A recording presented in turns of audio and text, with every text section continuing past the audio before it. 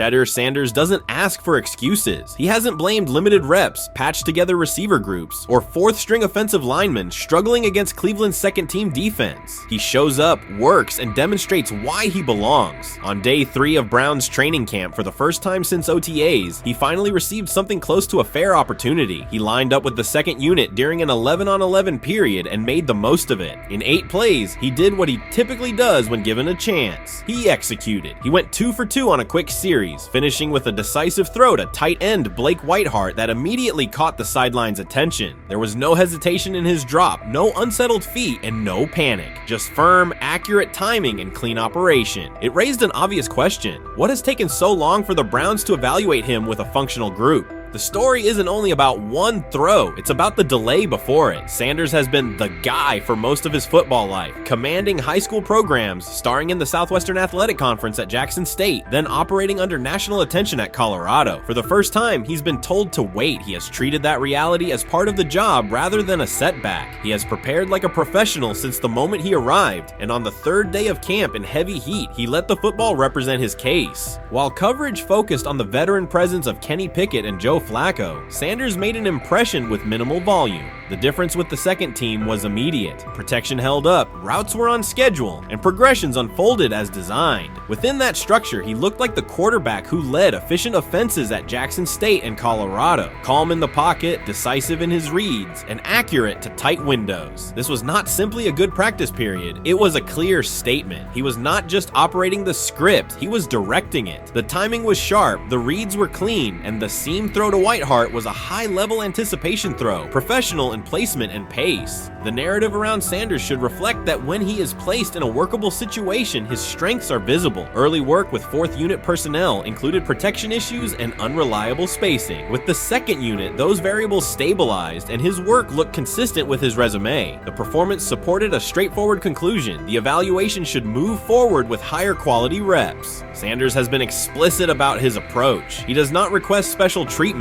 He intends to be prepared so that when an opportunity appears, he can step in without a drop-off. He has said he wants to be ready for anything and not offer explanations after the fact. That mindset fits what teammates and coaches have observed. A quarterback focused on the assignment, not the conversation around it. The conditions were demanding: relentless sun, heavy humidity, and a practice tempo that stressed decision-making. Many players fatigued as the session wore on. Sanders did not show signs of rushing reads or forcing the ball. He managed the pocket, reset his base when necessary, and continued to deliver on time. The path he has taken, HBCU starter in the SWAC, then Power 5 starter under constant attention, has prepared him for compressed evaluation windows. He has been under scrutiny for years. The heat did not change his process. He moved defenders with his eyes, anticipated breaks, and stepped into throws with balance. The crowd was not chanting his name, and there were no ovations. That was irrelevant to the task. He is focused on the locker room and the staff, and he is building credibility the same way he did at previous stops, by being reliable when the ball is snapped.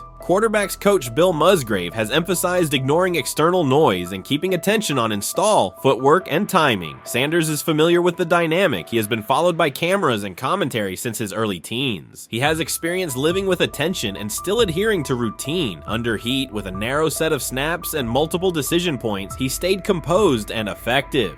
2 speeding citations, 91 miles per hour in Brunswick and 101 miles per hour in Strongsville, became national items. General Manager Andrew Berry characterized the decisions as not smart and stressed that it's not only about driving fast, but about the safety of others. Sanders accepted responsibility, stated that he learned from the incidents, and said he would follow the rules. The attention to those citations did not alter his daily schedule or his practice preparation. He arrived early, stayed engaged, and kept the discussion centered on work.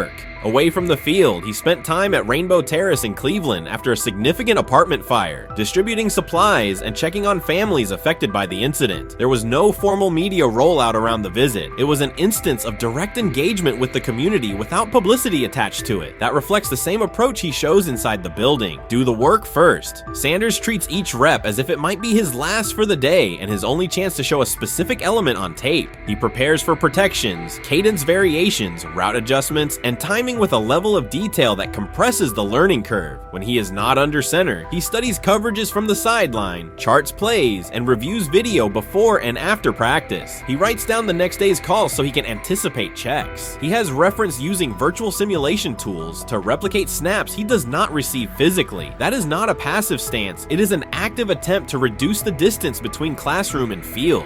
He is building relationships across the roster, not just with projected starters. He communicates with defensive backs to understand what they see and how they react to certain stems. He spends time with offensive linemen to align on cadence and protection calls. He connects with newer players away from the facility so that communication improves in practice. That is practical leadership, consistent, low visibility work that becomes obvious when the ball is snapped and the operation is smooth.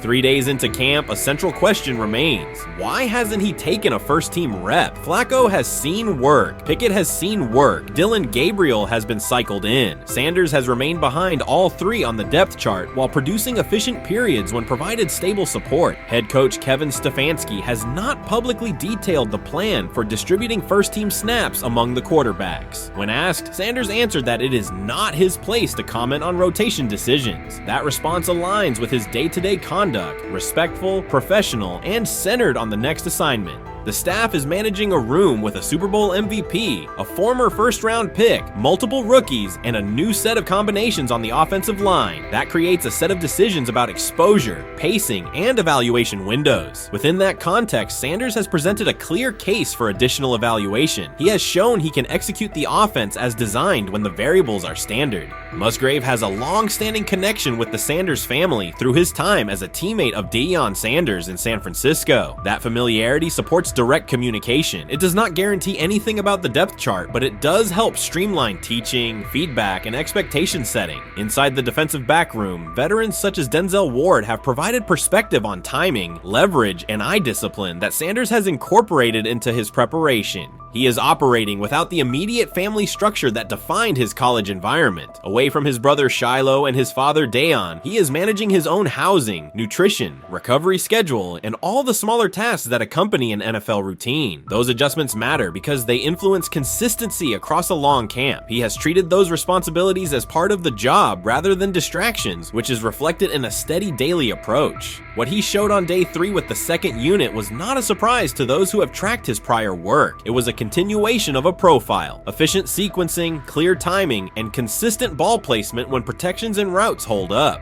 The 8-play period was short, but it was enough to reinforce the point. He doesn't need a large sample to demonstrate baseline operation. He needs a fair sample to test ceiling and adaptability. There is also the matter of perception. Public attention concentrated on the speeding tickets and the general manager's response. Less attention fell on the preparation, the efficient period with the second team, or the community engagement at Rainbow Terrace. That imbalance is common in training camp narratives. Sanders has handled it by keeping his answers simple and his focus on football. He has not tried to redirect the conversation. He has done his work and waited for additional reps. The objective next step is straightforward: expand the evaluation with higher unit personnel and standard opponents. That does not require a complete reshuffling of the depth chart. It requires allocating a defined sequence of first-team snaps so that timing with starting receivers and protections with starting linemen can be measured on tape. The staff can then compare operation speed, accuracy under pressure, red zone decision-making, and 2-minute mechanics against the other quarterbacks. That is the most direct way to clarify the competition. None of this dismisses the experience or track records of the veterans in the room. It emphasizes that the purpose of camp is to test assumptions with current performance. Sanders has provided enough evidence with the second unit to justify a broader look. While much of the NFL community attended the ESPYs in Los Angeles, Shedeur Sanders spent the day in Cleveland with families recovering from a residential explosion. He did not seek cameras or a red carpet appearance. He chose to be present in a neighborhood working through loss. Weeks earlier, an explosion at the Rainbow Terrace apartments in the Garden Valley neighborhood displaced more than 100 residents. Local officials reported that 42 families were left without housing. A father suffered burns over most of his body and remained in a coma. His 2 young children were hospitalized in critical condition. The damage extended beyond structures. Families lost possessions, stability, and routine. Cleveland City Council member Richard A. Starr described the moment as a family fighting for its future. Outside of local reporting, national attention was limited. Sanders decided to go to the site, meet residents, and help organize a day focused on relief and connection. The decision drew questions almost immediately. Some asked why he was not at the ESPYs, others questioned his motives. Sanders did not respond with counter-arguments. He explained simply that he felt an obligation to be present and that he would act on that conviction. This was not a team-scheduled appearance. He promoted the gathering himself, arrived without ceremony, and spent the day with residents. His approach emphasized listening, participation, and time. The event, which he called the Garden Valley Fun Fest, brought a large turnout over several hours. The purpose was straightforward: create space for families to reconnect and for children to play, even as recovery work continued. Sanders threw passes with kids on the blacktop, joined in games, and spoke with parents and grandparents about what they were facing next. He moved through the apartment complex and common areas with minimal staff support. Browns defensive lineman Michael Hall Jr. attended and interacted with residents as well. There were no speeches or staged moments. The focus remained on residents and their needs. Questions about visibility persisted as photos and short clips circulated online. Some criticism framed the visit as a substitute for a higher profile appearance in Los Angeles. Sanders kept to the same message. The priority was to support a neighborhood coping with displacement and uncertainty. He did not present the choice as a protest of any event. He presented it as the correct use of his day. When local media asked about his intent, Sanders said his goal was to provide families with a day of enjoyment and a reminder of community. He added that financial support can help, but that showing up in person also matters. Standing with people, listening to them directly, and offering time. The statement matched the structure of the day. He stayed on site, remained accessible, and left the focus on residents rather than on himself. The timeline mattered to him as training camp approached. Sanders did not connect the visit to his role on the depth chart or his draft position. He kept references to football confined to preparation, learning the playbook, protections, cadence, and timing, seeking guidance from veterans, including Joe Flacco, and staying ready for opportunities when they come. He has repeated that he has time to grow and intends to use it to learn the system and earn trust. The visit did not alter those priorities. He returned to his regular schedule the next day. Since arriving in Cleveland, Sanders has treated community work as part of his responsibilities. Before his jersey went on sale, he visited schools, including John Marshall High School, speaking with students about goals, accountability, and effort. He set public objectives confidently, such as long-term aspirations for the franchise, but paired them with routine work in the building. Meetings install, film, and on-field reps. The day at Rainbow Terrace fit that pattern. Identify a need, show up, contribute, and avoid unnecessary attention. For residents, the FunFest provided a brief reprieve from ongoing challenges: housing transitions, school logistics, medical appointments, and the paperwork that follows an emergency. For teammates and staff who observed, it was an example of a rookie investing time locally without seeking a headline. For Sanders, it reinforced how he plans to operate in Cleveland: be consistent, be present, and let action speak. The setting at Rainbow Terrace underscored the scale of recovery ahead. Families described the first weeks after the explosion: nights in temporary housing, efforts to replace clothing and essentials, coordination with agencies and community groups. Sanders moved from group to group, speaking with parents about their immediate needs, greeting elders who came to watch the activities, and encouraging kids who wanted to throw a football, run races, or take a photo. He kept the schedule flexible so residents could arrive and leave as they were able. Community partners and volunteers handled tables for supplies, simple games, and refreshments. There were no sponsor banners or organizational pitches. Residents organized as they usually do, checking on neighbors, guiding children, and sharing updates. Sanders' role was clear: participate, make time, and listen. The presence of a recognizable player brought energy, but the purpose remained practical: create a normal afternoon in a place that had not felt normal since the blast. Online reaction covered the full range of opinion. Some posts praised the decision and the event's tone. Others questioned why a rookie would skip a high visibility awards show. Sanders did not try to manage that conversation. He maintained the same explanation. He chose to spend the day where he believed he could be useful, and then he returned to his football schedule. The approach was consistent with how he addresses other topics: answer directly and move on to the next task. The same measured approach appears in his preparation for camp. Sanders has not asked for public guarantees about reps. He has focused on install recall, cadence, and protection IDs, route timing, and situational work. He has sought input from veterans, thanked teammates who have provided guidance, and spent time with receivers and linemen to align on communication. Coaches have emphasized that the quarterback competition is a process, and Sanders has accepted that framework. His emphasis remains on readiness. None of this overshadows the experience and resumes of other players on the roster. It does provide a clearer picture of how Sanders operates as a professional. He separates off-field actions from promotional efforts. He keeps football preparation focused on what he can control. He communicates with teammates across position groups so that timing and expectations are shared. He does not try to steer attention in his favor. He tries to make steady progress. The day in Garden Valley was one example. He arrived without a speech, stayed for hours, and left without an announcement. He did not ask for recognition. He offered time. Residents responded in kind. Kids lined up for catches and races. Parents and grandparents asked about camp and wished him well, and neighbors coordinated rides and schedules around the event. The atmosphere felt like a neighborhood gathering, not a media production. Local leaders who were present or who spoke later emphasized that recovery will take months. Families will continue to navigate housing, healthcare, and daily logistics. Events like the Fun Fest do not resolve those issues, but they help sustain community connections and morale. Sanders' contribution was to create a space for that to happen and to treat the day with the same seriousness he applies to practice, plan, execute, and keep the focus where it belongs. As the preseason approaches, Sanders will continue to compete for opportunities on the field. He has said he will be prepared when called upon, and that he understands the importance of mastering details before focusing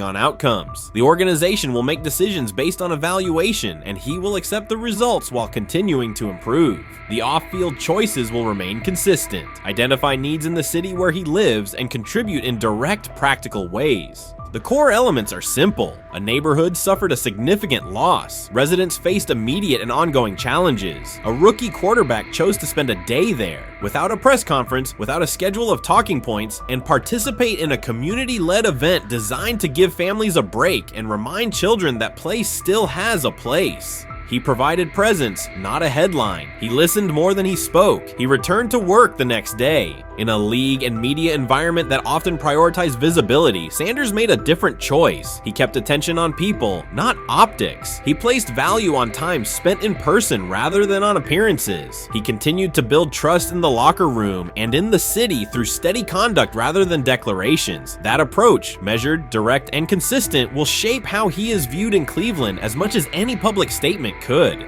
The outcome of his football career will be decided on the field by installations learned, reads made, throws delivered, and games played. The outcome of his role in the community will be measured by smaller, quieter moments. Afternoons like the Fun Fest, school visits, and unannounced stops where listening matters more than being seen. For Cleveland residents at Rainbow Terrace, the takeaway from that day was straightforward. Someone who represents their team showed up, stayed, and participated without fanfare. For Sanders, it was the same. Do the work in front of you, whether that is a practice period or a neighborhood event, and keep the focus on the people who are affected most. What do you think is happening in Browns camp? What do you think is going to happen there before I let you go, Lewis? You know, I think it really does all depend on how Kevin is able to, as it relates to Shedeur, work him in enough. Well, one, Shedeur has to earn the right for Kevin and the staff to have discussions about, hey, we got to get him more reps with the ones and twos. We got to get him more reps with the ones and twos when we're going team period, not just walk through or not just 7-on-7 team. Louis Riddick reacted sharply on air after viewing practice footage from the Cleveland Browns. The clip showed quarterback Shedeur Sanders executing a string of precise throws while the Browns head coach watched with a broad smile. Riddick questioned whether the session was focused on evaluation or celebration, arguing that visible enthusiasm from the staff could cloud objective assessment of a rookie's progress. Earlier in the segment, Riddick's tone had been measured once the Sanders highlights appeared. He criticized the perception that a routine practice was being treated like a marquee event. He stressed that coaching reactions should remain subdued until performance translates into game situations. Riddick concluded by calling for accountability and asking the Browns to clarify how they plan to manage expectations for Shedeur Sanders as training camp continues. Couldn't imagine me myself saying, hey, you know what, as someone who has been at the very bottom to try and ascend to like some level of success, I could never imagine going, you know what would be really cool? I'm gonna play a joke on someone like this and make pretend that I'm a GM and I'm drafting you when actually I'm not, and then I'm gonna hang up and just giggle about it. I mean, what the hell are we doing? seriously, what are we doing when we think that kind of crap is funny? I don't know. Trying to get likes on TikTok. I don't have the right words for it. Right, Lewis, I'm gonna say this. I don't have the right words for it. Few situations unsettle a former front office executive faster than watching coaches celebrate a rookie quarterback before pads come on in August. In Louis Riddick's view, the Browns staff did more than acknowledge promise. They acted as though they had already secured their franchise leader. Throughout the session, Shedeur Sanders delivered 40-yard throws off his back foot, ran crisp 2-minute drills, and displayed steadiness rare for a first-year player. According to reports, each successful rep drew audible admiration from the sideline, highlighting how quickly enthusiasm has escalated. When Riddick reviewed the same practice tape and heard the glowing comments, he challenged the reaction on live television. He argued that a few controlled drills should not override the methodical scouting and development work that normally guides roster decisions.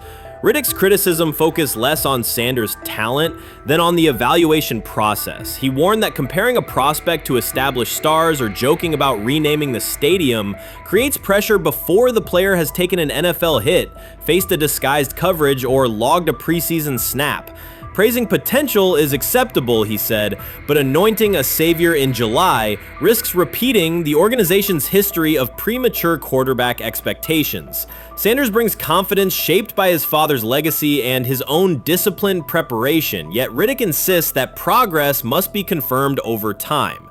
He urged the Browns to temper public excitement, follow a structured development plan, and reserve celebratory reactions for on-field results that matter. Regular season production under live pressure, not highlight clips from a midsummer workout.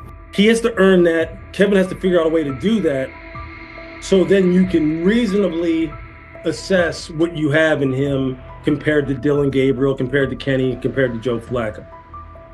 If you don't, then the conversation surrounding him is going to continue to be what it's been, which is, but for some people, he was overhyped all along. He's not that great of an athlete, doesn't have a big enough arm. There's a reason why he was a 5th-round pick, blah, blah, blah, which I don't believe.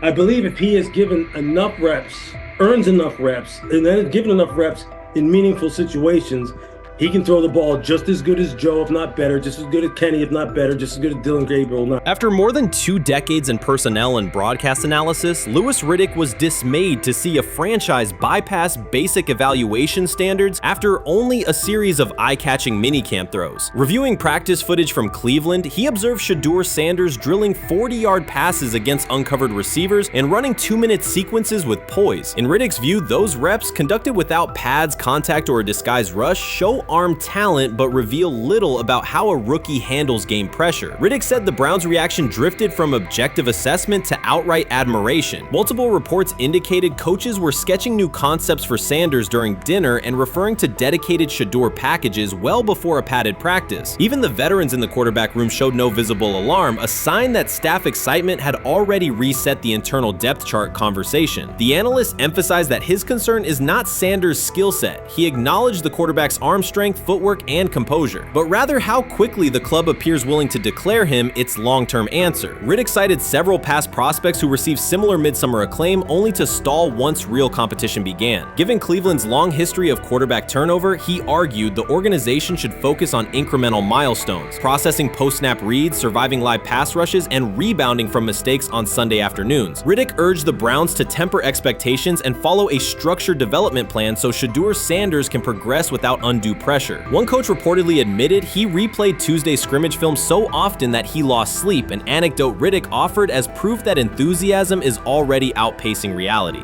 All asking now is what is going on with Shedeur Sanders, and so the floor is yours. Maybe you can make sense of this free fall with what was at one point the top-rated quarterback in this draft class.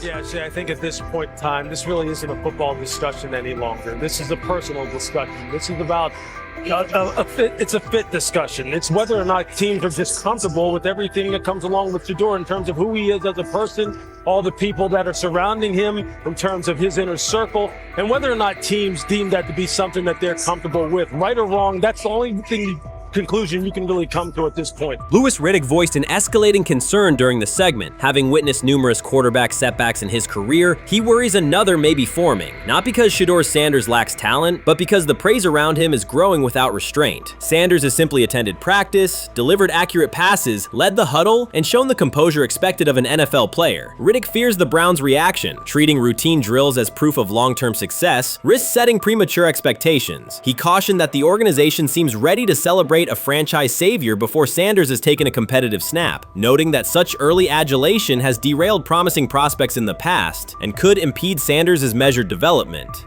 They say training camp decides depth charts, but Shedeur Sanders began fighting for his job long before he will step inside the Browns facility. While most first-year players squeezed in one last vacation, he slipped onto a private field in Texas, strapped on Cleveland's helmet and shoulder pads, pulled a fresh number 2 jersey over his chest, and started rifling timing routes as if it were the opening drive of week 1. No cameras, no hype track, no product placement, just sweat, cadence, and ball placement. A rookie does not rehearse in full game gear unless he already envisions himself commanding the huddle. Plenty of observers shrug that clip off. They insist the 5th rounder, quote, isn't ready, cling to depth chart conventions, or whisper that the name across his shoulders did most of the talking on draft day. Maybe it is the Deion connection, maybe it is a preference for prospects who blend quietly into the background, or maybe the league's gatekeepers fear the possibility that the kid is better than the quarterbacks they have spent months promoting. Whatever the motive, the countdown has started, and video rarely lies. Shedeur Sanders is not preparing to arrive. He is preparing to lead. Footage of a 22-year-old quarterback running live reps in July should dominate highlight loops, but it barely registers on national outlets. Why? It ruins the tidy narrative. The easy storyline paints Shedeur as a pampered legacy prospect banking on his father's fame. Yet the tape shows something different. A rookie drenched in afternoon heat, drilling footwork, calling protections, and imagining cover 2 rotation before the first official meeting ever takes place. Elite mental prep looks boring on social feeds. It looks devastating when the season starts. Walk into Cleveland's quarterback room and you step into politics, not simply competition. Joe Flacco, a Super Bowl MVP in decline, carries institutional trust. Kenny Pickett, rescued from Pittsburgh's reset, carries hometown intrigue. Dylan Gabriel, the 3rd-round system fit, carries draft capital the staff must justify. And then there's Shedeur, the lightning rod whose presence alone spotlights every bias in the evaluation process. Coaches frame it neatly. Rookies must wait their turn. The truth is less polite. Practice snaps are currency. Perception is elastic, and early allocations already favor Pickett and Flacco. It is the oldest playbook in the league. Lock vets into the headline roles before pads even crack. Then let repetition shape reality. Sanders refuses to cooperate. He is not a 4th-string camp arm. He has engineered game-winning drives under national scrutiny, operated against live blitz looks most prospects never face, and more than any quarterback in the room, documented his own off-season obsession. No social media rollout, no brand consultant, just pads, cleats, and an unlit practice field. If his last name were Smith, pundits would label him the sleeper of camp. Instead, politics trails every throw. Training camp rotations expose organizational intent. Beat writer Fred Greetham already reports that Pickett and Flacco will open with first-team reps when veterans report July 23rd. Gabriel grabs the developmental snaps, leaving Sanders the leftovers. That isn't performance-based, it's narrative-safe. Gabriel doesn't threaten hierarchy, Sanders bends gravity. Watch the details. Does Shedeur steal 11-on-11 snaps with the 2s? Does he run red zone installs or 2-minute drills? If he does, coaches are admitting he is forcing his way in. If he doesn't, they are postponing the inevitable. Either way, the private field reps have sharpened his timing and condensed his release. He is not hoping for an opportunity, he is prepared to seize one the instant it appears. Cleveland's joint practices amplify that tension. First come live periods against the Panthers, then sessions with the champion Eagles. Those reps belong to the starters, so Flacco and Pickett will absorb most of Carolina's disguised pressure and Philadelphia's exotic fronts. Sanders' proving ground will be the preseason opener on August 8th. Under the stadium lights, he will get entire series, real reads, pockets collapsing for real. If his command mirrors the footage from Texas, coaches will have to answer why he never saw earlier work. Reps are scarce. 10 padded practices separate veteran arrival from game 1. Even an even split, something that never happens, would hardly suffice. Instead, the staff will funnel snaps toward the comfortable choices. That strategy can bury a rookie, but it can also spark an eruption when limited opportunities turn into highlight drives. One flawless touchdown march in the second half of a preseason game, and the dog pound will chant his name. Then the staff's narrative control evaporates. Criticism of Sanders has never matched the scrutiny applied to his peers. Analysts nitpick a ball pat, a foot angle, a pump fake, Pickett's inconsistency, Flacco's diminishing velocity, Gabriel's college system crutches, discussed politely, if at all. With Shedeur, the critiques arrive as coded doubts. Does he rely on the family brand? Is he coachable? Can he stay humble? That double standard is as old as the league's resistance to outspoken black quarterbacks. Add Deion's unapologetic persona, and each Sanders rep becomes a referendum on establishment comfort levels. Shedeur answers not with rebuttals, but with work. Work captured in silent footage more deafening than any debate show monologue. Quarterback drama masks broader roster cracks. The Browns receiver group is crowded yet unproven. The safety room failed to create turnovers a year ago, interior defensive linemen are still rehabbing, and the offensive line must retool on the fly. Which quarterback can navigate that turbulence? Flacco's pocket mobility is limited, Pickett's confidence remains fragile, Gabriel is months away from processing NFL disguises, Sanders, forged by perpetual doubt, offers poise under chaos and meticulous preparation, a combination this franchise has lacked since, well, almost forever. Forget politics, depth chart etiquette, and recycled sound bites about developmental timelines. The only metric that counts now is who did the work. Sanders pounding through full gear scripts in late June is not vanity, it's vision. While the league sleeps, he refines his drop steps. While media speculate, he rehearses third down checks. He has already decided what he is. The organization must decide if it can recognize it in time. The preseason will provide the answer. Live bullets, real blitzes, stadium noise. When those throws leave his hand under pressure, no one will discuss ball pats or surnames. They will ask how a quarterback this prepared slipped to round 5. And if the performance matches the preparation, excuses about lack of reps will dissolve. It will be production against perception, and Shedeur Sanders has been producing where no one could see. Ready is the wrong word. He has been ready. So the Shedeur Sanders, I want to talk about this. So here's a prime example. Shedeur Sanders, they had 3-day mini camp for the Cleveland Browns. And now Jimmy Haslam actually has some money. The Bengals owners and the Rooneys are near the bottom of the league in net worth. But what the Browns have is what I would call the Buffalo Bills used to have this years ago, pre-Josh Allen. What are Browns veterans saying about Shedeur Sanders behind closed doors? According to internal discussions, the feedback goes beyond casual praise. Several veterans describe his performance as franchise level. Private locker room conversations compare his command of the offense to established starters. And one senior assistant reportedly called him Sunday ready after a single walkthrough. The consensus is that front office staff and coaches have taken serious notice. Inside the Browns facility, informal conversations circulate among players and coaches. These remarks carry significant weight in personnel evaluations and often influence practice rotations. When veterans speak this strongly, the message typically reaches decision makers quickly, especially during roster planning. In short, the internal perception of Sanders is already affecting how the staff views the current quarterback depth chart. Browns vets kind of weigh in on Shedeur Sanders and how he's been since he arrived in Cleveland, in Pound Town. And I think it's very, very important that we discuss it, because it'd be really easy for these vets to, this wasn't like a on the record interviews. This is just kind of back channels into what the vets are saying, the rumors, but the sources telling us.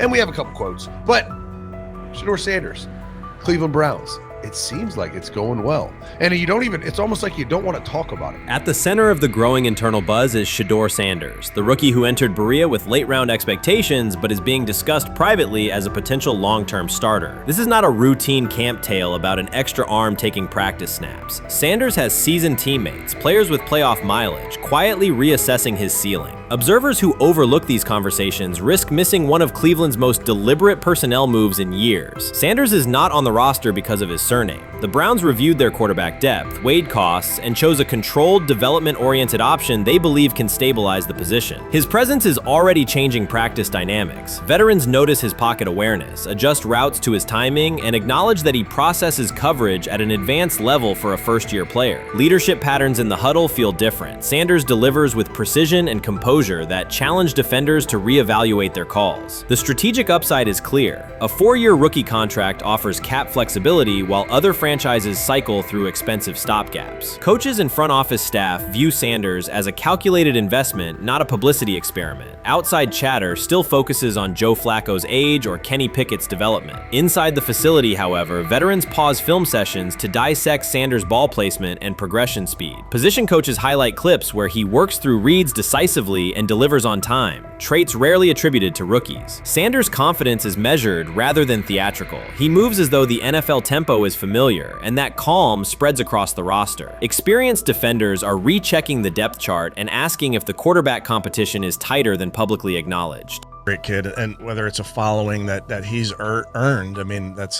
something that he's done a great job of interacting with fans, and but he is a great kid. You guys will get to know him more. He's working like crazy, just like all the guys. He's another young man. These rookies, you know, my office is downstairs. As they got to walk by my office as they come in. They come in early. And Shedeur, just like all those guys, he's in there early. He's getting his work done. He has not yet secured the starting job. Evaluations so far come only from brief practice periods, no comeback drives, no national headlines, just steady execution in shorts and helmets. In a league that celebrates splashy debuts, Shedeur Sanders is earning trust rep by rep. Veterans typically withhold judgment until late in camp, yet several are already studying his footwork and timing, which suggests genuine respect. Inside the building, coaches sense that the Browns may have finally found a stabilizing presence at quarterback. Cleveland's recent history underscores why this matters. The team has started 9 quarterbacks over the past 2 seasons, an indicator of instability rather than depth. Sanders arrives with composure, arm strength, and a well-known surname, so any sign of readiness is magnified. Financial context also plays a role. The Browns are allocating a significant portion of the salary cap to Deshaun Watson, whose performance has not matched that investment. To manage costs, the front office signed 4 additional quarterbacks on low-impact contracts. Together, they account for far less than Watson's annual cap figure. If Sanders continues on his current trajectory, that structure could give Cleveland both competitive clarity and much-needed financial flexibility. He's the only person who's come out and say, hey, man, this dude look kind of good, man. Let me tell you what I heard. A lot of people reaching out to players in the locker room and stuff. To me, I think this is it's a red herring. Like, I'm supposed to suspend myself to disbelief that he was going to look bad. I've never expected him to look bad to start with. The 5th round quarterback stuff, that's involving perceptions, pre-draft analysis, and other teams. Cleveland's veterans have endured every kind of quarterback turmoil: poor reads, major injuries, shaken confidence, and sideline disputes. When a young quarterback like Shedeur Sanders steps in and appears composed rather than overwhelmed, people notice. The attention comes not just from coaches and reporters, but from the linemen and defensive leaders who have watched previous backups struggle. They are not exchanging doubts, they are sharing nods of approval. Sanders demonstrates instinctive pocket awareness, reliable accuracy, and steady poise, qualities that quickly circulate through team conversations. After years of instability under center, the Browns need someone who can remain calm and effective deep into the season. Although expectations have fallen over time, genuine interest is growing. Praise is coming from teammates who rarely commend anyone unless his performance demands it. They have never loathed college football itself. They have resisted the people determined to reshape it. When Deion Sanders, black, direct, unapologetic, walks into a room of power brokers and speaks with authority instead of deference, critics recoil. During his playing days, they complained about celebrations and gold chains. Now that he is a head coach, mentor, and father, they label him something more polite, but just as dismissive: a problem. At Big 12 Media Days, Sanders addressed the accelerating chaos of the name, image, likeness market. He said college football needs a salary cap, not to hobble players, but to impose order on a system that showers unproven freshmen with 7-figure promises while the rest of a roster hunts for scraps. He called the situation unsustainable. Within hours, ESPN commentator Paul Feinbaum branded him a hypocrite, arguing that Sanders profited from NIL at Jackson State and now wants rules only because his most marketable athletes have moved on. The accusation spread quickly because it fit a comfortable storyline. Outspoken black coach gains from change, then protests when the advantage disappears. That framing ignores context. Sanders never criticized players earning money. At Jackson State, he urged corporate sponsors to partner with athletes who had been invisible to major brands for decades. What he wants now is stability, standardized guidelines, basic financial literacy, and roster balance that prevents locker rooms from fracturing over uneven payouts. When other coaches, Nick Saban, Dabo Swinney, Lane Kiffin, voiced similar concerns, they were praised for foresight. right. When Sanders spoke, the tone shifted to suspicion. The difference is not the message, it is the messenger. Feinbaum's response followed a familiar script. When black leaders question the structure of the sport, their motives are interrogated, their credibility attacked, and their competence doubted. He did not level the same charge at Jimbo Fisher when Fisher complained that NIL disturbed recruiting. He stayed silent when Kiffin lamented the transfer portal. But Sanders, who raised enrollment and television ratings at Jackson State, brought unprecedented attention to Colorado in one season and consistently mentors players beyond football, was called opportunistic. Feinbaum dismissed the cultural impact Sanders created, the exposure for historically black colleges, the draft picks developed, the infrastructure improved, reducing his work to a marketing stunt dependent on star sons Shedeur and Shiloh or two-way standout Travis Hunter. Sanders did not retaliate. He returned to practice, media obligations, and recruiting. His confidence is rooted in faith and in the responsibility he feels toward young athletes whose lives will extend decades beyond their highlight clips. When he asks for NIL boundaries, he is thinking about freshmen handed large sums without guidance, families unprepared for sudden wealth, and programs that abandon kids once production stalls. He has watched that cycle from the inside. He wants protections, not restrictions. Critics predicted Colorado would fade once Shedeur and Hunter leave. Instead, Sanders signed blue-chip quarterback G.J. Lewis and a wave of transfers eager to join a program that values personal growth as much as on-field wins. Recruits see a coach who challenges the status quo, who places black culture at the program's center without apology, and who will remain visible when social media buzz cools. They recognize that Sanders does not chase attention, attention follows his results. Media outlets reduced the upcoming Buffaloes season to a win total prop. 6 victories, give or take. Sanders is playing a longer game. He wants to show young athletes, especially black athletes, that they can lead authentically, speak with conviction, and refuse to shrink for access. Success measured only by the scoreboard misses the point. If Sanders builds men who graduate with financial literacy, self-confidence, and community awareness, he will consider the mission successful, even if Colorado finishes with 5 wins instead of 10. None of that registers with commentators invested in an older hierarchy. For them, leadership should remain predictable, reserved posture, muted tone, minimal cultural expression. Sanders contradicts that image. The possibility that his methods could spread to other coaches, to other programs, threatens a model that has kept decision-making and revenue streams concentrated for generations. So the debate is not about hypocrisy or payroll ceilings. It is about control of the narrative and who is deemed qualified to write it. Sanders refuses to surrender that authority. He knows order is necessary. He also knows whose voices have been ignored whenever real reform is discussed. By speaking plainly, he forces television panels, athletic directors, and conference commissioners to confront issues they would rather defer: financial education, equitable resource distribution, and consistent national standards. Whether Colorado exceeds betting lines this fall will not change the trajectory Sanders has already set. He made Boulder relevant, energized recruiting beyond traditional power corridors, and broadened college football's cultural reach. That influence will persist long after social media debates cool. If his call for NIL structure eventually becomes policy, as the NCAA and Congress now contemplate, Feinbaum's soundbite will fade while Sanders' imprint endures. In the end, accusations of hypocrisy say more about the accuser than the coach. Sanders has remained consistent: empower athletes, hold adults accountable, and inject stability before unchecked money corrodes the locker room. The people who stand to lose clout in that environment prefer the chaos they can manipulate. Sanders prefers a system that nurtures the players who make the sport worth watching. His advocacy is rooted in experience, not self-interest, and his critics will have to decide whether to engage with that reality or keep shouting from the sidelines. Chris Carter's televised assessment of Shedeur Sanders triggered immediate pushback from Cleveland fans, local media, and even several Browns veterans. Carter dismissed Sanders, a 5th-round pick, as unprepared to start and framed the growing interest around him as purely a byproduct of surname recognition. Since that segment aired, practice reports have told a very different story. Observers inside the Browns facility describe a rookie quarterback who is closing the gap on Kenny Pickett and Dylan Gabriel with surprising speed. Sanders first turned heads in rookie minicamp by directing the huddle with a calm that belied his inexperience. Position coaches reported that he rarely repeated mental errors during installation periods, a trait they rank highly when grading young quarterbacks. In organized team activities, he showed consistent timing on intermediate routes, kept turnover numbers low in 7-on-7 periods, and demonstrated early command of Kevin Stefanski's protection calls. That steady execution earned him a handful of first-team snaps, reps that would ordinarily have belonged to Pickett by default.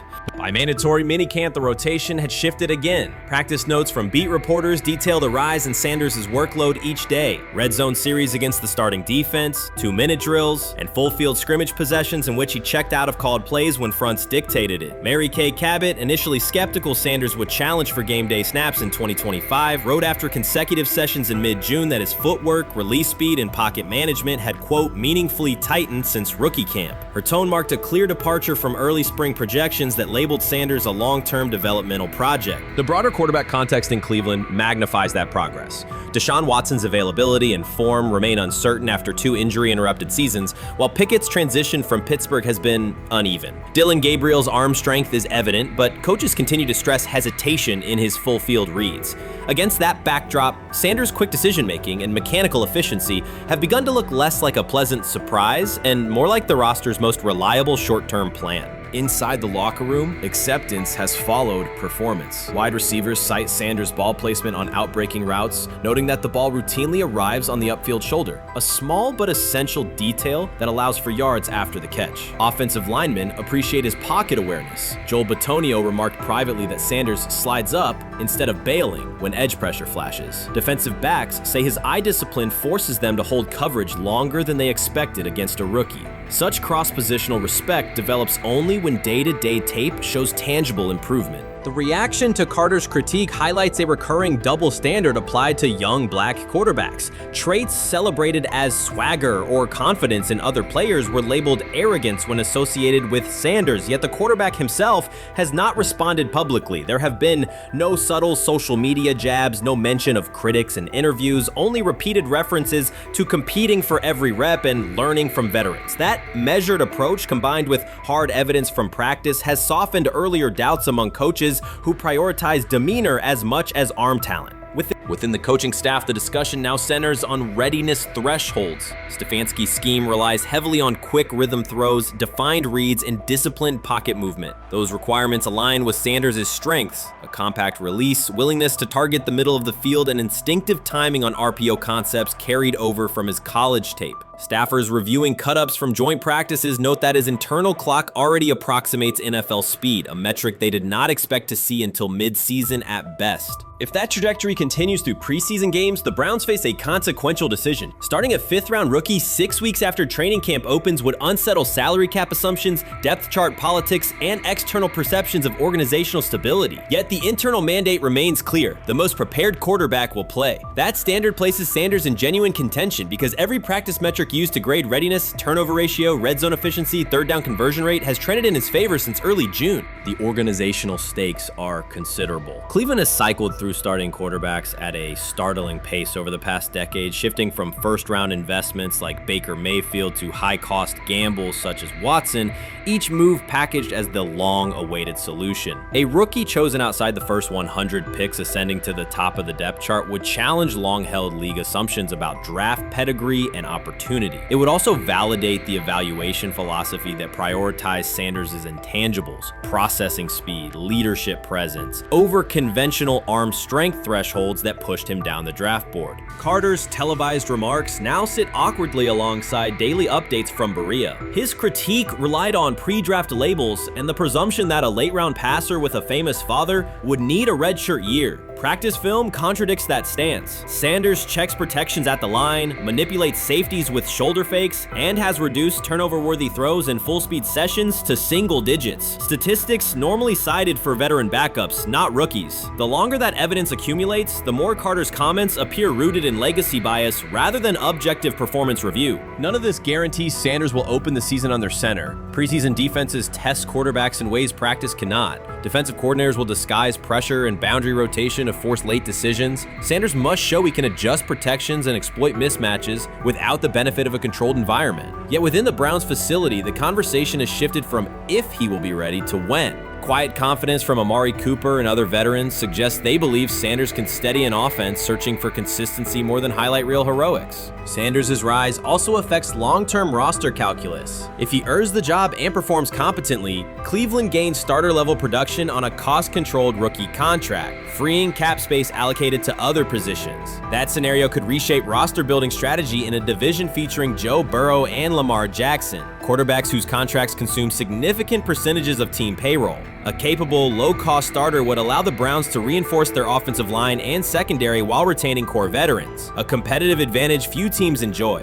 For now, the focal point remains daily improvement. Sanders continues to arrive before sunrise, reviewing the previous day's install with the quarterback coach, then staying after practice to throw on-air routes with receivers low on the depth chart. Coaches track those habits closely because consistent routine underpins performance when adversity strikes in live games. Each incremental gain strengthens the argument that readiness depends on preparation and aptitude, not draft slot. Carter's segment reminded the league how quickly assessments can become outdated when they lean on perception over evidence. Sanders' steady climb up the depth chart underscores the counterpoint. In the NFL, tape is the final arbiter. Should Sanders translate practice efficiency to preseason success? The Browns may discover that the solution to their long-standing quarterback riddle arrived quietly in the 5th round, carrying little more than confidence and a willingness to work. Rich Eisen addressed the armchair analysts and online critics head-on. Shedeur Sanders just received his opportunity, and the backlash arrived immediately. Eisen responded with a clear, point-by-point case explaining why the criticism misses the mark. If you thought Shedeur's rise was rapid, Eisen's analysis puts it in proper context. Here's what he laid out on air. Already speaking in Cleveland high schools. Weekend after, flying out immediately to get to work. But his character's terrible, right?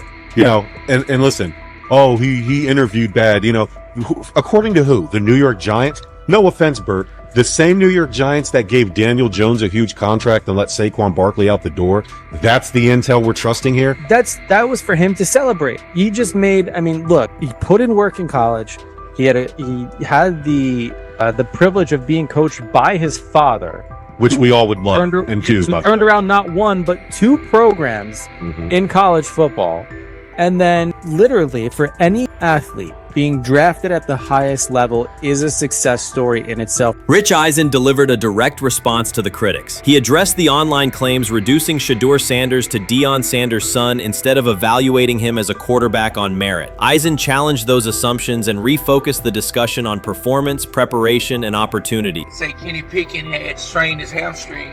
Shedeur, they say his first day in pass, 9 for 9, 2 touchdowns, no interceptions. Really was just hating on this young guy. Within minutes, Rich Eisen delivered a structured breakdown, addressing each claim with evidence and dismantling weak narratives through clear analysis. He replaced speculation with data and kept the focus on what matters: decision-making, accuracy, leadership, preparation, and game management. The reality is simple. Shedeur Sanders was not given this opportunity. He earned it through performance and consistency against real competition. He accepted the role, met the standard, and handled the moment with professionalism and urgency. No shortcuts, no favors, just results and readiness. Eisen's point was direct. Evaluate Shedeur on his work, not assumptions, and acknowledge that he has justified the opportunity on the field. I've done it at 2 locations already, so it's simple. So that's why when people say I'm not, you know, one of the top quarterbacks or the top quarterback, because what are y'all going based off of? Because I did it year after year after year, and you see the progression.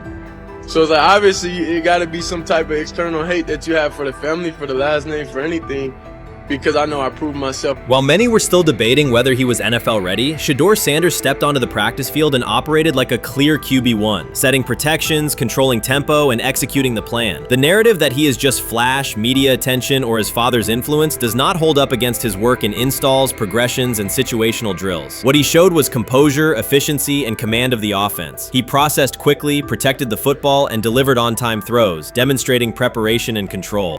I'm a firm believer.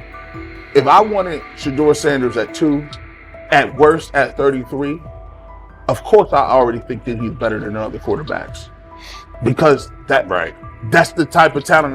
That's where I would have picked him at.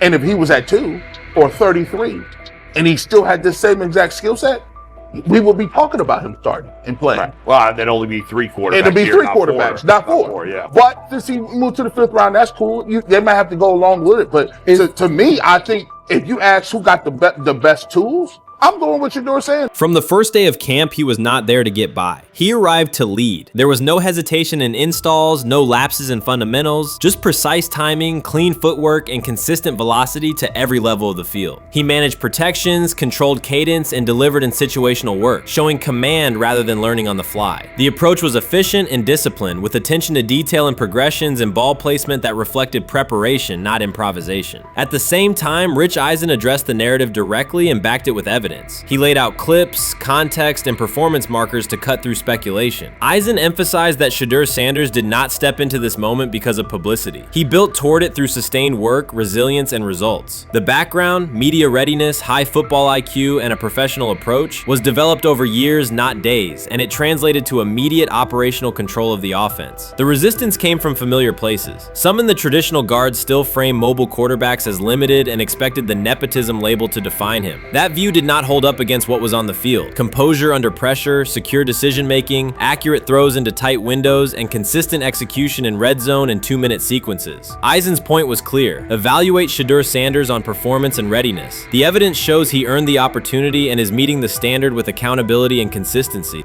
Yeah, teams didn't draft him because they didn't think he was first-round talent. And the quote we played and that's on the screen, I think is flatly wrong.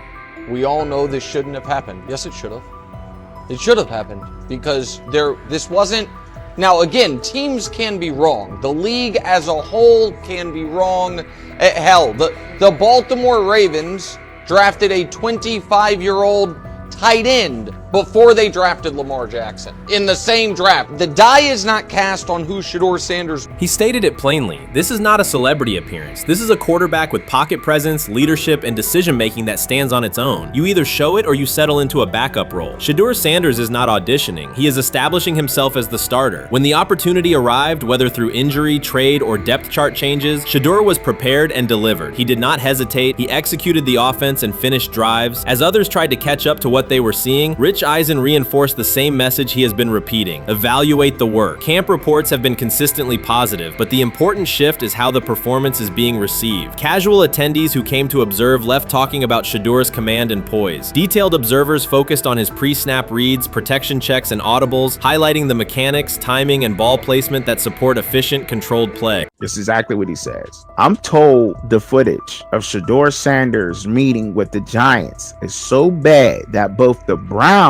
and the Sanders family have threatened legal action if it is published. The New York Giants have released audio from their draft interview with Shedeur Sanders, and the disclosure has drawn intense public reaction. Fans want to know whether Sanders made critical remarks and why the Giants shared material that should have remained confidential. The situation revolves around an open microphone, contentious comments, and the broader implications of the leak. The New York Giants published a brief, edited segment from their interview with Shedeur Sanders and withheld the remaining footage. Observers are debating whether this was a strategic public relations decision or an attempt to discredit him. The team has offered no additional explanation, and many fans view the limited release as inadequate and potentially misleading. They are demanding full transparency and accusing the organization of orchestrating a negative narrative. While criticism of Sanders is vocal, his supporters are responding with equal intensity. There was another team that he sat down with. What do you mean it didn't go well after that?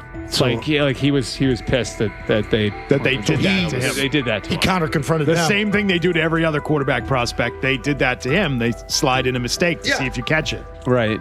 And so because you're the quarterback. But he didn't take it as a correction. He took it as like he got pissed off. Yeah, and it's like so here's another one. So another one was, he throws a bad interception, and it was a deep throw early in the game, and he comes back and they go in the meeting, they show the interception. The Giants have released only a brief excerpt of the interview and are refusing to share the rest. Their decision has drawn criticism across TikTok, X, and Facebook, where many see it as a poorly handled public relations move. Fans are calling for the full recording to be published so the situation can be judged in its entirety. The GM is on film that the son, they asked the son last draft, yo, who you think I should pick? His son yo, you need to get the Jaden Daniels, big.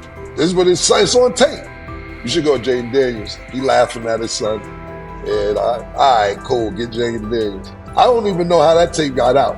I wouldn't have let the get out. Shedeur Sanders appears unfazed by the situation. Although the Giants suggested he was more hype than substance, their handling of the interview has instead elevated his visibility. Analysts across major sports outlets are now discussing him more than before, keeping his name prominent in the news cycle. New York Giants, where these tapes at? You hear me? Because if Shedeur Sanders was so unprofessional. Y'all would have leaked the tapes for the whole world could see, right? Cause understand, it's a lot of he say, she say. But one thing I do know, as a young black man growing up in this world, being straightforward and not sugarcoating anything. The Giants' PR team appears to reject Sanders' family connection outright, a decision many view as unprofessional and lacking nuance. Internal discussions seem to have dismissed quarterbacks with prominent relatives as poor fits for the organization, revealing limited awareness of public perception. The response was swift. A single edited clip ignited widespread debate on social media, with fans asking why essential segments were held back and what the team might be hiding. Critics argue that if the full interview contains nothing damaging, the club should release it in its entirety. Online discussion intensified immediately and continues to gain momentum. What they do during the film and the combine and the meetings is teams will install mistakes intentionally planted in the install, and they want you to catch them. Shedeur didn't, and when a coach called him out, once again, it didn't sit well.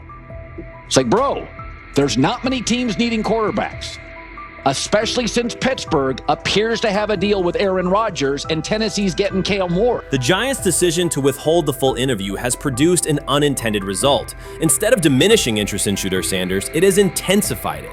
Media outlets and analysts are now examining every on-field rep, press comment, and public appearance as evidence of how he conducts himself under scrutiny. Each throw, adjustment, and answer is tracked and evaluated against league standards, reinforcing the view that he remains composed and professional. Many fans contend that the organization has misrepresented Sanders and suggest the issue may stem from the Giants' view of his father, Deion Sanders. They see the partial release as an attempt to raise doubts about his character by association. That perception has only made his profile more compelling. The discussion has shifted from whether he deserves a high draft position to how effectively he withstands sustained pressure. Sanders is now regarded not just as a talented prospect, but as a symbol of resilience, central to debates about transparency and organizational strategy. Even if the Giants eventually provide more context, the visibility they have created for him is unlikely to fade. The most fun yet the most difficult thing I cover and we cover all year long is not games. It's the NFL draft. Because I've said this many times, you get lied to for a month to 2 months up to it. And so often during the draft, and every few drafts, there's a guy that really falls, precipitously falls. This year it was Shedeur Sanders, it's been Aaron Rodgers, it's been Dan Marino. Every few years somebody falls a lot. And so, but those stories don't come out until like the fall. Criticism of Shedeur Sanders from within the Giants organization has become increasingly public. Team communications appear focused on casting him as an overhyped prospect, whose character should be questioned, a narrative that seems aimed at shaping opinion rather than assessing performance. Yet each selective release or negative remark has instead amplified attention on Sanders and elevated his reputation. Efforts to confine him to a narrow, unfavorable image continue to produce the opposite effect, reinforcing his position as an underdog who endures external pressure. The debate has shifted from football analysis to broader concerns about narrative control and transparency. Fans, reporters, and online communities are still urging the Giants to publish the full interview, arguing that only complete context can resolve speculation. The organization's refusal to comply has intensified scrutiny and led many observers to conclude that the team underestimated public reaction and now faces questions it could have avoided with full disclosure. The tapes, the New York Giants have the tape. They definitely have the tape. It's confirmation that they have the tape. Shedeur didn't do nothing. Is what they saying he did. I'm gonna tell you what these mixed reaction right here. So we already know about the New York Giants, but the Pittsburgh Steelers head coach Mike Tomlin reported admired Sanders' talent, but hesitated to draft him due to previous challenges with quarterbacks like Russell Wilson and Justin Fields, leading to more cautious approach. Las Vegas Raiders. Sanders met with Raiders at the NFL scouting combine and expressed enthusiasm about potentially joining the team. His familiarity with the West Coast offense and quick release was noted positive, though concerns about his ceiling. Hours after the Giants posted that short audio clip, the timeline never slowed. Comment threads filled with frame-by-frame breakdowns, lip-read attempts, and side-by-side comparisons of what was said versus what was left out. Reporters called league contacts. No one could explain why a franchise would stir this level of curiosity only to seal the vault. Each refusal sharpened focus on Shedeur Sanders, turning routine throws into national talking points. Analysts kept circling back to the same note. His cadence at the line looks unchanged, steady against the noise. Hashtags demanding the full interview, trend drop, and trend again. Podcast hosts bump scheduled segments to lead with the leak. Rival teams get asked how they would handle a similar situation, then quietly check their own archives. Inside Giants headquarters, the plan to shape the story looks less like strategy and more like a slow burn spotlight they can't switch off. And now every preseason snap, every media availability, every stray sideline camera angle gets fed into a loop that asks, what are they still hiding? The file remains locked. Curiosity keeps compounding. Until someone presses upload or steps to a podium and explains the redactions, the subject drifts away from depth charts and play design, fixing instead on secrecy, control, and the risk of underestimating how fast attention turns pressure into permanence. Momentum isn't fading, it keeps recalibrating. Louder, impossible to mute. How you feeling? I'm getting there. You see what I got on, right? That's why I was asking how you help for it. Yeah, I'm getting there. See? Brian, what they had to? I had blood clots. Okay. And they amputated, But I work with it. Man. Yeah, I'm amputated. So I get that worked on a couple times a day. Keep the blood circulating, blood flowing, but it's a new normal. And the best thing about here, we have a whole medical team on the second floor. Right. We have a whole medical floor, which is great. Deion Sanders is shaken, this time not by a hit on the field. In a sudden turn, Ryan Clark has uncovered a serious plot affecting Shedeur Sanders' NFL draft status, and the disclosure is reverberating across the sports community. What once looked like a simple scheduling delay may actually be a calculated effort to undermine Deion's son. The facts suggest intentional sabotage, a breach of trust, and repercussions that could be far-reaching. This is no routine football headline. It is personal, and Coach Prime did not see it coming. The sports world loves to celebrate underdogs, yet it often takes even greater pleasure in tearing down rising stars. Deion Sanders is witnessing that cycle now, not from the sidelines as Coach Prime, but as a father. The lights in Boulder remain bright, the cameras keep rolling, and Sanders still wears his gold watches, sunglasses, and natural swagger. Still, behind that familiar smile is a man carrying deep pain as criticism aimed at his son mounts daily. How much of that is opening press conference saying, okay, we are family, saying that he was sent to do certain things? Do you feel like people got attached to that, or it just was the fact that prime time is at Jackson State? It's prime time. If my son plays cornerback, I want him to be around, in my opinion, the best cornerback ever to touch the field. That's right. If my son played DN, I'd have to talk to you and tell me who's coaching the DNs. That's but right. I was sending my son to play for prime. His pain does not come from critics or losses, but from watching his son, Shedeur Sanders, get pulled into a system where politics outweigh performance. By every metric, arm strength, accuracy, field vision, Shedeur belonged in the top 3 of any NFL mock draft. Defensive coordinators who tried to unsettle him know he never flinches. He owns the unteachable leadership trait that turns strong prospects into franchise cornerstones. Then the narrative shifted. Draft boards that once placed him 2nd or 3rd slid him to 5th, then 12th, and eventually out of the 1st round on some lists. Analysts grew cautious, executives became vague. The statistics stayed strong, and the game film still proved his ability, yet the buzz evaporated. The abrupt silence felt deliberate and wrong. Former NFL safety and respected analyst Ryan Clark then delivered an unfiltered disclosure, not on a scheduled TV segment, but in an unscripted comment. He stated plainly that influential figures inside the league were not overlooking Shedeur Sanders. They were actively holding him back. The motive, Clark said, was political, and the real target was Deion Sanders, Hall of Famer, architect of Jackson State's resurgence, and the coach who turned a 1-11 Colorado program into a national headline. Deion's refusal to conform, wearing sunglasses indoors, dancing with players, speaking candidly, challenged an establishment that favors predictable images and rehearsed statements.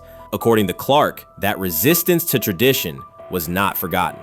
When Shedeur displayed the same mix of talent and confidence, concern spread through front offices and media circles. Questions about leadership style and attitude surfaced. Coded language for discomfort with a quarterback who mirrors his outspoken father. Clark's point was clear.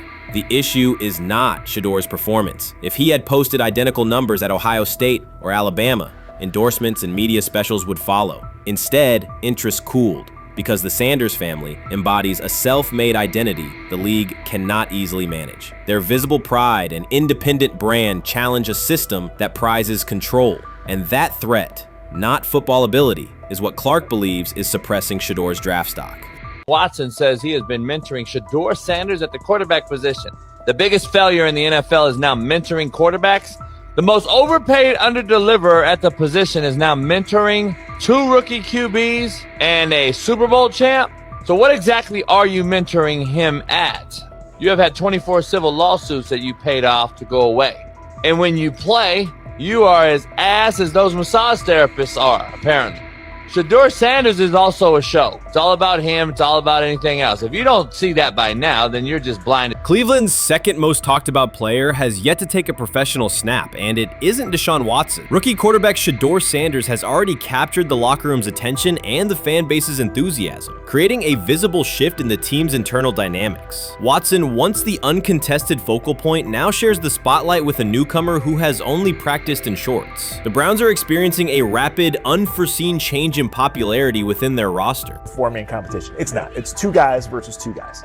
It's the 2 older guys to be the starter. Yeah. It's the 2 younger guys to position themselves however it may be and show little improvement every single day, right? So, of all the things I'm watching the first 5 when they break a session, the first 5 with the veterans, with the ones. Who's in there, where are they going? The ball's going to Jerry Jeudy, right? Flacco's no dummy, lasts as long as he has, right? He can really whiz it.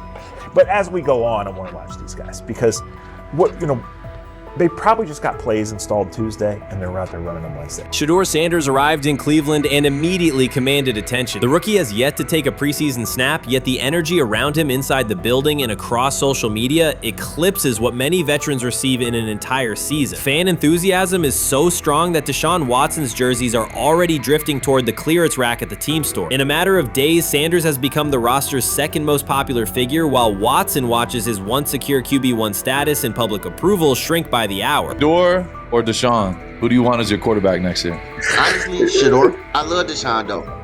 Like, I don't understand all the hate for Deshaun. You get hurt and you get booed, bro. That's foul. That might be the foulest I ever seen. The Browns' social media staff posted a single candid photo of rookie quarterback Shedeur Sanders releasing a warm-up throw, and the response was immediate and overwhelming. Fans saturated timelines with edits of themselves alongside him, while Deshaun Watson's routine practice reps drew comparatively little notice. Although an official Sanders jersey has not been released, unauthorized versions are already moving at a pace that exceeds merchandise sales for several other AFC North teams. The surge in interest marks one of the most intense fan reactions Cleveland has experienced in recent memory. The excitement surrounding Shedeur also triggers a wave of criticism. Veteran analysts, anchored in a 1980s mindset, question whether his style will translate into lasting success. They focus on his NIL earnings, social media presence, and visible confidence, arguing that the image overshadows substance. To them, outward self-assurance appears to be a distraction rather than a competitive asset. Even a simple smile or brief display of personality is cited as evidence that he lacks the measured discipline they expect from a starting quarterback. Critics claim Shedeur Sanders is notable only because of his father, overlooking the performance he delivered at Colorado. Many of those same observers ignored the Buffaloes until Deion Sanders made national headlines, yet they now question whether his son has earned the attention. They want rookies to keep quiet, carry clipboards, and wait 2 seasons before challenging for a starting role. Sanders is disregarding that script from the moment he arrived. His presence has already turned Cleveland's quarterback discussion into a genuine 2-man competition before a single preseason snap. Deshaun Watson maintains publicly that the situation does not concern him, but it is hard to believe the pressure is not real. A fully guaranteed contract protects his paycheck, not his standing in the locker room. Sanders, meanwhile, is translating charisma and early momentum into tangible influence with teammates, coaches, and fans, reshaping expectations for who will lead the Browns on opening day.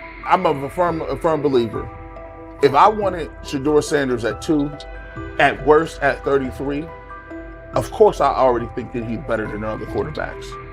Because that's the type of talent, that's where I would have picked him at.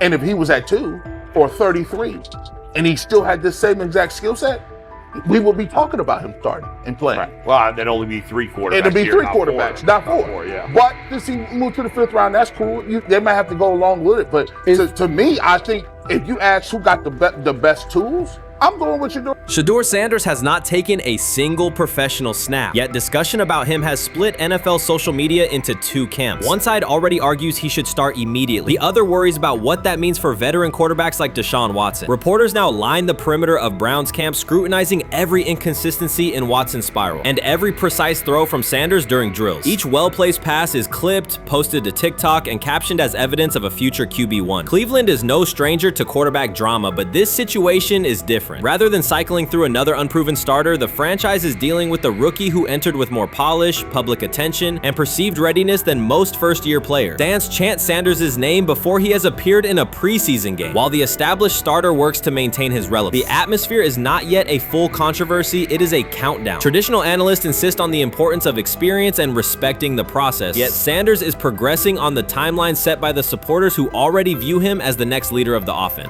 The 2025 NFL Draft was expected to be Shedeur Sanders' moment. Many projected him as a top 10 talent and a headline quarterback in one of the most discussed college football storylines in years. Instead of walking across the stage on the first night, he waited through 3 days without a call. There was no celebration, only silence. When the phone finally rang at pick no 144 in the 5th round, it was the Cleveland Browns. With that selection, the financial outlook changed dramatically. The Sanders family believes this was not a typical draft slide, but the result of coordinated action. They are pursuing a $100 million lawsuit alleging collusion across parts of the league. In the months before the draft, Sanders was consistently discussed among the top quarterbacks in the class. Television and digital analysts praised his poise, accuracy, leadership, and command. Scouts highlighted a 74.1% completion rate, record-setting stretches at Colorado, and his rise from an HBCU star to a national figure. Consensus expectations placed him in the 1st round or early 2nd. Draft night unfolded differently. As picks accumulated, there was little indication that his name would be called. The atmosphere at his private gathering shifted from anticipation to doubt. When the Browns selected him late on day 3, projections for his first contract dropped from an estimated range in the mid-$30 million to approximately $4.6 million, with corresponding reductions in likely endorsements and long-term positioning. According to Deion Sanders and others close to the family, this was not about performance, injury, or conduct. They argue it was coordinated. Attorneys were contacted immediately. The allegation is straightforward. Sanders' value was suppressed intentionally. The family's position is that this was a calculated decision within parts of the league, not an isolated set of evaluations. The legal claims focus on communications that, if authenticated, could be significant. Internal emails, text messages, and owner-to-owner conversations. The family's representatives contend that these materials show a deliberate effort to avoid drafting Sanders in early rounds based on perceived image concerns rather than football merit. One message reportedly under review framed the decision in branding terms. Drafting Shedeur would mean inheriting the Prime brand. The complaint asserts that this view led some teams to discourage others from selecting him unless necessary, not for film-based reasons, but to avoid perceived attention and external pressure tied to his family's profile.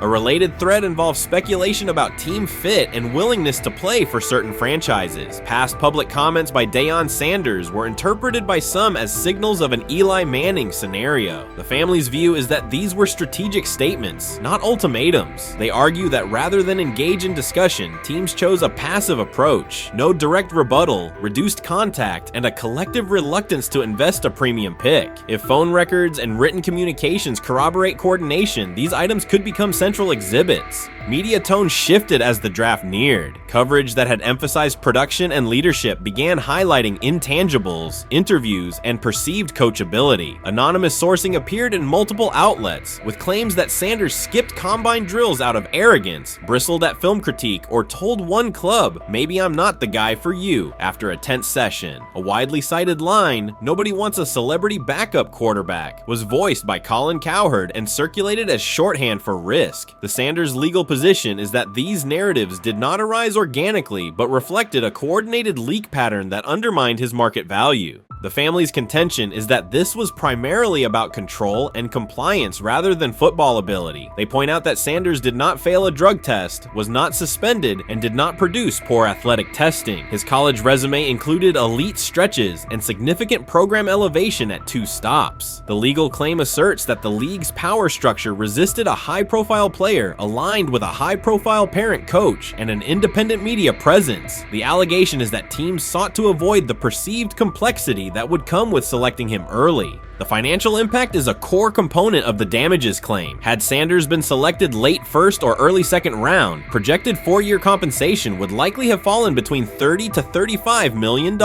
with immediate access to higher tier endorsement opportunities and the brand leverage that accompanies a franchise quarterback designation. As a 5th round pick, the initial contract value is a fraction of that total, and associated off-field opportunities are typically narrower. The suit reportedly seeks not only lost salary, but also the broader economic value linked to draft position, sponsorships, licensing, and the visibility that accelerates an early career trajectory. The filing's scope, as described by sources close to the family, extends beyond the league office. It may involve media outlets, scouting firms, and specific executives if discovery shows coordination or materially false statements that affected value. The argument is that the draft slide harmed not only Shedeur, but also the broader Sanders brand, affecting perceptions of Deion Sanders as a recruiter, coach, and public figure. The family's view is that narrative construction around brand risk and celebrity backup produced a measurable economic and reputational loss. If a court authorizes discovery, the process would likely compel emails, internal draft notes, and message archives from teams and third-party intermediaries. Subpoenas could be served on media organizations for sourcing records related to anonymous quotes. That level of transparency would be unusual and could reveal how information flows during pre-draft periods. The legal theory moves beyond a single player's evaluation to the draft's integrity, whether owners or executives acted in concert to reduce a prospect's value for reasons unrelated to football performance. The league has not publicly addressed these specific allegations. Background comments from executives characterize the claims as overreach. The family's camp maintains they have documentation sufficient to proceed. The comparison points referenced by observers include Deflategate, Spygate, and the Colin Kaepernick grievance, not because the facts are the same, but because of the potential scope, policies, practices, and the balance of power between the league and individuals challenging its processes. Another dimension of the dispute involves how the NFL perceives Deion Sanders, Coach Prime, and the autonomy he promotes. He built a large media footprint around his programs at Jackson State and Colorado, elevated his players' profiles, and spoke openly about fit and leverage. The family contends that this visibility, combined with statements about preferred destinations, triggered resistance. The complaint frames the response as a preference for compliance and predictability over independent branding and public negotiation.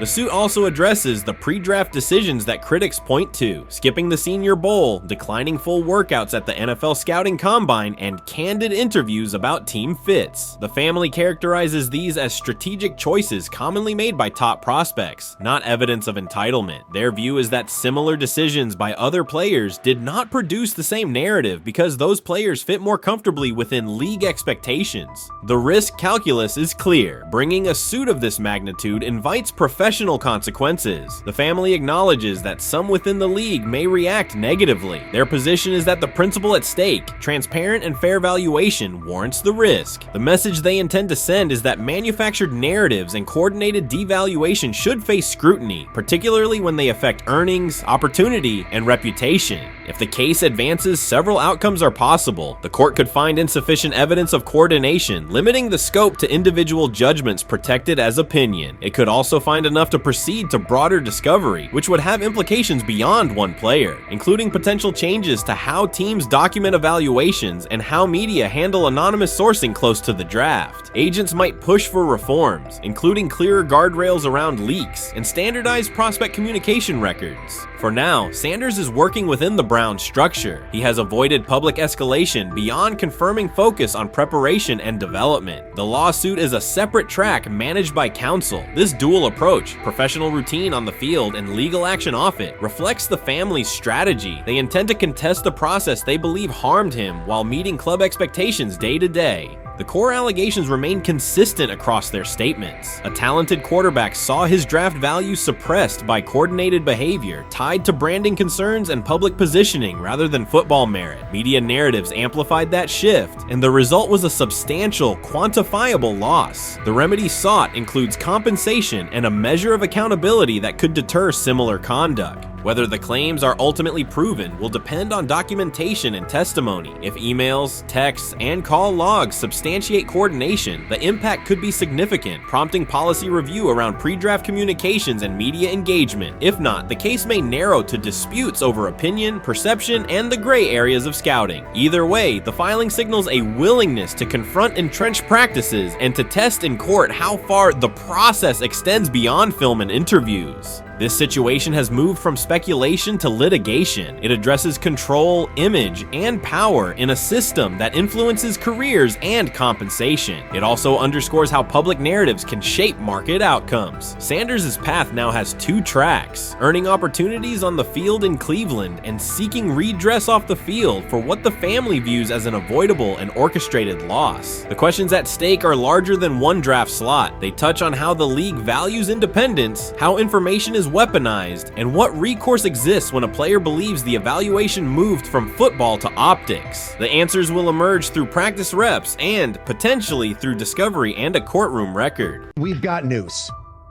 Got news. About my Cleveland Browns. We've got an oblique problem. Obliques are big deals, especially when it's your quarterback. Now, he might be fourth on the depth chart, but he was number one in the preseason game last week, and he did a great job. 138 yards, 2 touchdowns. Shedeur Sanders has an oblique injury. That is not good. I do not like this. I hate this because I want to see more reps for Shedeur Sanders. Shedeur Sanders, a projected breakout this season, has been sidelined unexpectedly. The Browns coaching staff confirmed an oblique injury significant enough to keep him out of all activity. No reps, no drills, no warm-ups. Concerns are rising about how this may affect his momentum and force adjustments to the team's plan. The focus now is his recovery timeline, the impact on his development, and the next steps for the quarterback depth chart. Browns rookie quarterback Shedeur Sanders injured his oblique during practice today, putting his status in doubt for Saturday's preseason game against the Eagles. He's the latest quarterback on Cleveland's roster who has dealt with a health issue, joining fellow rookie Dillon Gabriel and Kenny Pickett. Sanders, who is trying to fight his way up the Browns' depth chart, started the preseason opener last week and threw 2 practice. So how concerning is this for Shedeur as he is trying to, again, make his way up the depth chart, be QB2, potentially QB1 in the future? Dillon Gabriel taking Shedeur Sanders' QB1 spot after Sanders suffers an oblique injury is more than a roster change. It signals the staff is choosing urgency over efficiency. You do not replace a quarterback operating near a 70% completion rate with one coming off a 32% outing unless the decision is driven by desperation or poor evaluation. That is not strategy, it is avoidable loss of production. The impact on accuracy, timing, and drive sustainability is clear, and the difference is apparent to anyone watching. Well, here's what we know. I mean, after practice, Kevin Stefanski, the head coach of the Cleveland Browns, was not available to the media, but I did talk to him on the field as the players were coming off, and he told me that Shedeur Sanders complained of oblique soreness during the warm-ups this morning. Shedeur Sanders' absence isn't just a gap in the lineup, it's a setback for the entire offense. He thrives under pressure and makes throws others won't attempt. When he's healthy, every pass has intent, every drive has rhythm, and opposing defenses know they're in for a long day. Replace him with Dillon Gabriel and the defense senses an opening. Corners press tighter, safeties cheat down, and linebackers blitz more aggressively because they don't expect the same timing, velocity, or accuracy. Yes. I mean, yeah, I'm a fan. I'm not even going to try to hide it. Rich gets You guys are fans. Like, you guys talk about the Cleveland Browns quite a bit. Yeah, it's almost annoying to me. It aggravates people. Like, people don't like the fact that Rich talks a lot They about must love Shedeur. I'm here. But it's like, you know, you have a friend, and that friend's child is following in the family's footsteps. You want them to do well. I don't know why people have such an issue. I know Rich is supposed to be impartial, but it's kind of hard when you have that type of tie to it. But yeah, I'm rooting for Shedeur, man. And Dillon Gabriel's 32% completion rate isn't just poor, it's untenable at this level. A number that low needs no context. It means 2 misses for every completion. Weather, opponent, and play calls are secondary when efficiency is that limited. That output does not sustain drives or keep the full playbook viable, yet he is starting while Shedeur Sanders is sidelined. The contrast is clear. Sanders brings accuracy, timing, and command. Gabriel's recent performance reflects inconsistency and missed opportunities. Choosing Gabriel under these circumstances reduces offensive reliability and invites defensive pressure. It is a decision that sacrifices efficiency and field position. So it'll be interesting to see what happens with Dillon Gabriel, but to the Shedeur Sanders point, it is unfortunate because I thought he was gaining some momentum. I know the practice that they had before they left for Philly, Daniel Oyefusi reported that he actually took the most reps of all of the quarterbacks. And that was the first time that had happened. It was the first time that he had went ahead of Dillon Gabriel, practicing with the twos, etc. So like coming off that stout performance against the Carolina Panthers, he was gaining momentum. If this were a clean evaluation, there would be no debate. Shedeur Sanders is the clear choice. He's accurate, composed, and consistent with a track record of high-level production. Dillon Gabriel remains a question mark, and not the kind that stresses defense. He's the kind that makes coaches consider leaning on the run to limit risk and protect field position. The reality is that injuries create openings for players who haven't earned them. Gabriel has stepped into QB1 while Sanders is out, but that reflects circumstance, not superiority. We don't know the severity of this oblique injury and whether it will even keep him out of Saturday's game against the Eagles. As for moving up the depth chart, I'm the Browns preseason sideline reporter. I was there Friday night when he burst onto the stage and set the NFL world buzzing. And yes, his demeanor was tremendous. His poise was tremendous. He did the things that were asked of him. But at the end of the day, he wasn't actually asked to do all that much. The real concern is how this could attach to Shedeur Sanders' reputation. The NFL is unforgiving about availability. An oblique injury for a quarterback isn't minor. It affects mechanics, torque, and timing. Even with a strong return, the injury-prone label can linger. For the Cleveland Browns, or any team seeking stability under center, that perception is toxic. Teams don't want a player they fear won't make it through October. That's the risk. Talent doesn't always overcome league politics. Once questions about durability start, they rarely fade. They surface in contract terms, roster decisions, and sideline evaluations. So Shedeur Sanders is injured again? If you were following along on social media today for the Browns' first joint practice in Philadelphia against the Eagles, wow, you were in for a tumultuous ride. I mean, all the reporters, both Browns and Eagles reporters, were pretty much flabbergasted at the fact that Shedeur Sanders was taking 0 team reps during the day, and even Tyler Huntley was getting team reps instead of Shedeur. And then it came out, obviously, everybody's speculating. There's people calling for Kevin's jobs, and before I go any further, I don't blame anybody, ever. Meanwhile, Dillon Gabriel's numbers should be sidelining him, not elevating him. A 32% completion rate isn't a dip, it's a warning sign that points to issues with field vision, timing, and receiver cohesion. That's the quarterback taking snaps while Shedeur Sanders is out. Put their work side by side and the gap is obvious. Sanders shows consistent placement, timing, and footwork that reflect high-level execution. Gabriel's recent output introduces variability that shrinks the call sheet and stalls drives. You can't claim the priority is winning while starting a quarterback who isn't reliably delivering routine completions. Fans recognize it, receivers lose confidence and tempo when targets are off, the offensive line's urgency fades when protection doesn't translate into productive throws, team belief in the quarterback is fragile, and once it erodes, a season can come apart quickly. We could be looking at, 3/4 of Snoop and maybe 1/4 of Dillon Gabriel. Not really exciting for the fans. Of course, it would be nice to see what Dillon looks like. Did spend third-round capital on him. If you're Dillon Gabriel and you're a rookie, is not you want to get team. healed. You want the reps. You want to take these reps.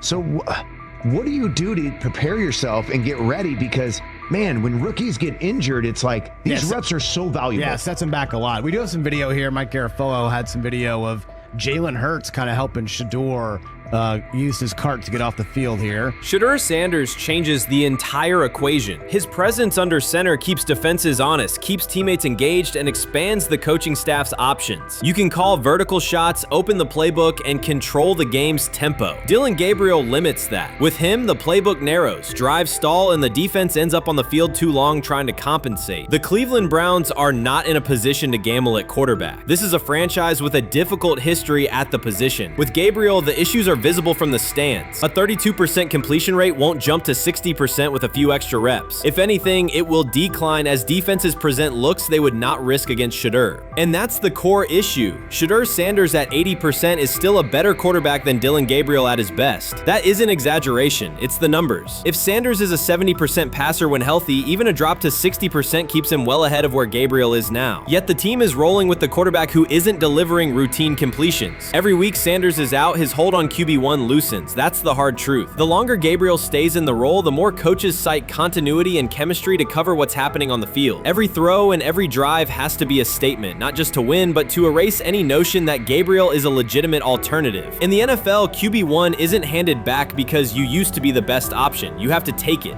Started off with some positive news for Shedeur, and then it kind of just went left real quick. Shedeur got the news early on that if Dillon Gabriel couldn't go, he would get his second straight start in the Saturday preseason game against the Philadelphia Eagles. And then he went on to injure his oblique. For the fans who don't know exactly what part of the body the oblique is at and what that injury is and how it can impact the quarterback, can you explain to them what is an oblique injury? It's like up in this area, right? Well, you can't see me, but like right up in here, you know, when you go to throw, like obviously that's all that. So the truth is straightforward. The Cleveland Browns, or any team in this situation, aren't going anywhere meaningful with Dillon Gabriel under center. You can frame it as progress and point to selective highlights, but reality will level it out, and by then the season is already slipping. Shedeur Sanders is the difference between a team with a path forward and a team playing out the schedule. He reads coverages, delivers on-time throws, and forces defenses to respect every level of the field. Gabriel turns the offense into guesswork. The NFL is built on results, and the results are clear. Gabriel's 32% completion rate functions as a warning sign. It doesn't need context, a clinic, or a film session to explain. It signals inefficiency that stalls drives and compresses the playbook. Yet he has been handed the role Shedeur established through precision, composure, and production. That decision undercuts the stated goal of winning. With Sanders, the offense retains structure, rhythm, and threat. With Gabriel, it narrows and exposes the defense to longer stretches on the field.